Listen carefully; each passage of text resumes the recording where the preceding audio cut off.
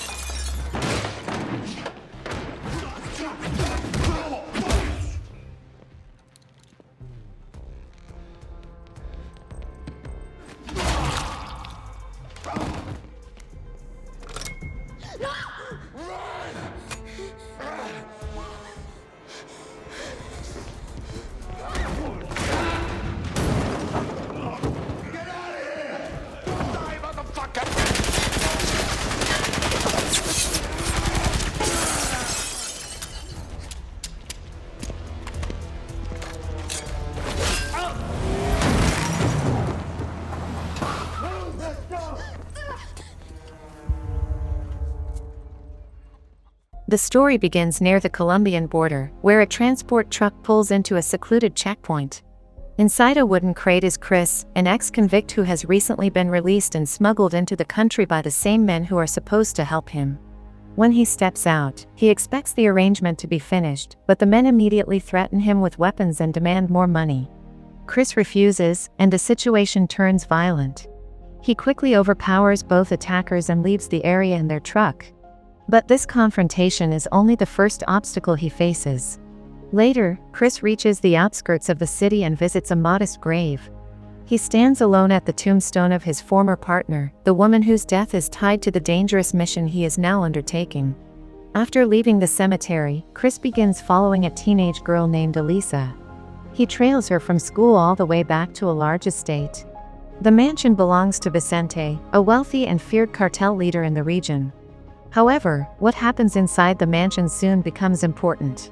Inside the estate, Alisa's father greets her warmly, but beneath his pleasant tone lies strict control. He asks about her friends, checks her phone, and insists she attend an upcoming party. He wants her to invite others as well, hinting that the gathering is meant to impress powerful guests.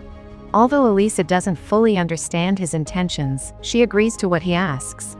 But the dynamic in this household is far from ordinary. Meanwhile, in another part of the country, a hitman known as El Corvo prepares for a job. He lives in isolation, methodically maintaining his metal prosthetic arm and sharpening the blade hidden within it. His appearance and movements suggest a long history of violence. Eventually, he heads into town and enters a small cafe. He does not order anything or speak to anyone. Instead, he sits silently until a waitress politely asks him to leave. Without warning, he reacts with aggression, forcing her to eat cake directly off the sharp blade of his prosthetic arm. However, this encounter escalates much further. A police officer steps inside and commands him to stop. El Corvo withdraws calmly and exits the cafe, but he is not finished. He hides in the back of the officer's patrol car. When the officer and the waitress return to the vehicle, he attacks and kills them both, leaving the scene without hesitation. But the aftermath of his actions is only beginning to intersect with the main conflict. The next morning, armed guards escort Alisa to school. Chris watches them while disguised as a homeless man. He approaches the vehicle and breaks the car mirror, provoking a reaction from the guards. During the confusion, Alisa attempts to run, but Chris intercepts her. He forces her into the trunk and drives away without revealing his identity. However, his motives remain unclear to her. News of Alisa's kidnapping reaches Vicente almost immediately. His rage is explosive. He beats his own guards, furious that someone managed to take his daughter. Without hesitation, he places a bounty on the kidnapper and orders all of his men to begin the hunt. But the real reason behind the kidnapping is far more personal. Chris continues driving through rural areas while Alisa struggles inside the trunk. He eventually pulls over and opens it, trying to calm her down. Instead, she attacks him with a tire iron and escapes into the woods. Chris chases her, not with hostility but with urgency. He stops her and shows her an old photograph of himself, her mother, and Vicente. Chris explains that he once knew her mother closely and that before her death, she made him promise to take Alisa away if something ever happened to her. But Alisa still doesn't believe him. She demands real proof. Chris tries to show his sincerity by placing his gun on the ground and stepping back, letting her pick it up. Alisa fires it once to test it, then aims it at him and orders him to take her home. When she pulls the trigger again, nothing happens. Chris admits he removed all but one bullet. Yet this is only the beginning of their tense journey. They return to the car, but fuel is nearly empty. Chris stops at a small gas station. While he refuels, Alisa escapes again and runs to a group of local men playing football. She tells them she has been kidnapped, and the men attempt to protect her. Chris tries to resolve the situation peacefully, but when they attack, he fights them off and drags Alisa back to the vehicle. This time, he ties her hands so she cannot run again. But what he reveals next changes everything. During the drive, Chris tells her something she never expected. He claims to be her biological father. The statement shocks Alisa into silence. After a long moment, she simply tells him that she is hungry. Chris takes the comment quietly and keeps driving, searching for somewhere they can stop. However, danger is already closing in. Back at Vicente's mansion, one of his trusted men secretly contacts El Corvo and informs him about the kidnapping. Without hesitation, El Corvo changes course and prepares to enter the conflict. But the consequences of this betrayal will become clear later. Chris and Alisa eventually stop at a small restaurant. Over a tense meal, Chris explains his past, including his time in prison and his belief that Vicente was involved in Alisa's mother's death. Before they can continue the conversation, a bounty hunter arrives. Chris pretends to surrender but then attacks with sudden force. During the fight, other thugs grab Alisa and shoot out Chris's tires, escaping with her. But Chris refuses to give up. He captures one of the remaining attackers and forces him to reveal Alisa's new location. Meanwhile, Alisa is taken to a different hideout run by an older associate of Vicente. She confronts Vicente by phone, accusing him of her mother's murder. Vicente avoids answering directly. Moments later, El Corvo arrives at the hideout and kills everyone present. However, Chris is already on his way. He reaches the hideout too late to save the others, but he finds Alisa and helps her escape after a brutal fight with El Corvo. They flee together, trying to regroup and understand what to do next.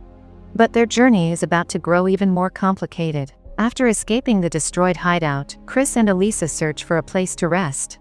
They eventually stop at a clothing store so Alisa can change out of the clothes she has been running in. Chris hopes the brief pause gives her a sense of normalcy after the chaos of the past hours. While she chooses new clothes, he remains watchful, knowing that both Vicente's men and El Corvo could appear at any moment. But the emotional distance between them is still unresolved. Later, when they are finally alone, Alisa asks Chris to explain the truth from the beginning. She wants to understand what really happened between him, Vicente, and her mother. Chris tells her that many years ago, the three of them worked together as a crew involved in robberies. When Alisa's mother became pregnant, Chris wanted to leave the criminal life behind. He hoped they could disappear and start over as a family. However, the final job they agreed to do changed everything. Chris explains that the last heist ended in betrayal. Vicente alerted the authorities, framing Chris to eliminate him from the picture. Chris was arrested and spent 15 years in prison, unable to protect Alisa or her mother. Alisa listens quietly, trying to process the idea that her entire upbringing was built on lies. She begins to understand why Chris came for her and why Vicente reacted with such extreme force. But the danger surrounding them continues to escalate. That night, Chris plans to bring Alisa across the border into the United States, believing it is the only way to keep her safe. He hopes to get her away from Vicente's influence and out of the reach of El Corvo. Alisa, however, is overwhelmed by everything she has learned. She is unsure whether to trust Chris, and she questions whether leaving the country is the best option. Eventually, she refuses to go with him and drives away in the truck, leaving Chris behind. But she has no idea someone is stalking her. Alisa stops at a phone booth, desperate for answers and stability. She calls Vicente, seeking reassurance and clarity. She hopes he can explain the events surrounding her mother's death and the real reason Chris was imprisoned. Before she can finish the call, El Corvo finds her once again. He corners her with calculated calmness, showing no urgency as he steps toward her. However, Chris has not given up. He arrives at the scene just as El Corvo confronts Alisa. A violent shootout erupts in the alley as Chris attempts to rescue her. Despite his efforts, El Corvo overpowers them. He takes Alisa hostage and forces Chris to surrender. Once Chris gives in, El Corvo beats him until he loses consciousness. But this capture sets the stage for the next major confrontation. The next morning, Vicente and his men discover Chris hanging from a tree. El Corvo left him there deliberately as a warning. Vicente's men cut him down. Chris is battered but alive. When he regains enough strength to speak, he confronts Vicente about the events that destroyed their pasts. He accuses Vicente of murdering Alisa's mother and betraying their partnership all those years ago.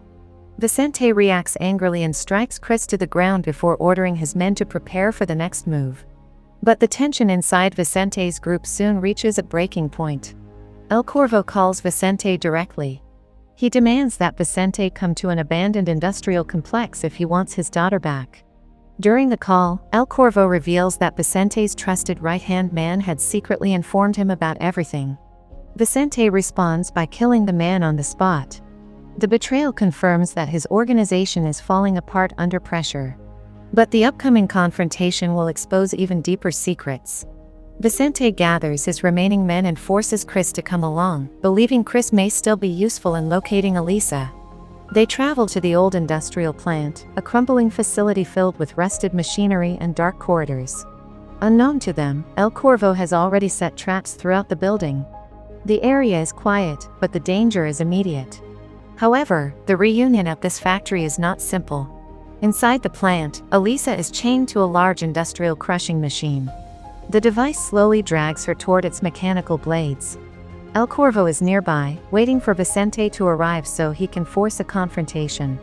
When Vicente and his armed men enter, El Corvo attacks with lethal precision. He kills several of Vicente's men before capturing Vicente at gunpoint. But the situation grows even more disturbing. El Corvo forces Vicente to look at his daughter restrained on the machine. He gives him a gruesome choice: amputate Alisa's hand to mimic the loss of his own or allow the machine to kill her. Vicente struggles, panicked and unsure how to save her. As he battles with the machine's chain, Chris arrives behind them. However, walking into this trap changes the direction of the conflict entirely. El Corvo immediately attacks Chris. He stabs him in the stomach and tries to stop him from interfering. During the fight, El Corvo taunts Vicente by revealing the truth Chris always suspected. He confirms that he killed Alisa's mother and that he did so on Vicente's orders. The revelation devastates Vicente and destroys any remaining trust between them. But Alisa still has only moments to survive. As the machine continues dragging Alisa toward the blades, Chris shouts for her to use her diamond necklace. He tells her to throw it into the machine's gears. She does, and the chain jams just before she reaches the edge. El Corvo charges toward her, trying to throw her into the machine himself. Chris intercepts him, and the two collide in a desperate struggle. However, the final decision falls to Vicente. Seeing his daughter on the brink, Vicente fights his way toward them. In a moment of resolve, he grabs a saw blade and slashes El Corvo's throat. The killer stumbles backward. As he falls off the platform, he grabs Vicente and drags him over the edge. Both men plunge to their deaths below. But the story does not end with their fall. At the top of the factory, Alisa is finally safe. She approaches Chris, who is injured but alive.